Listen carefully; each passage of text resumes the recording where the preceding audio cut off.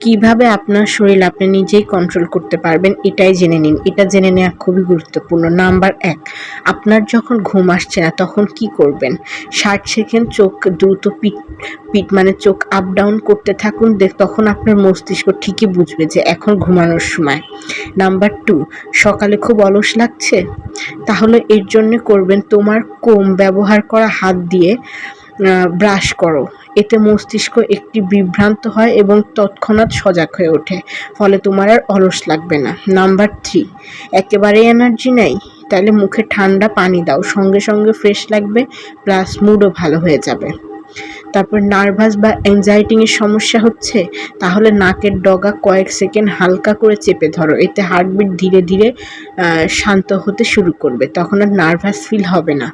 Number ৫, পুরোপুরি ঘুম কাটছে না? তাহলে কি করবে? ১৫ সেকেন্ড শ্বাস ধরে রাখো।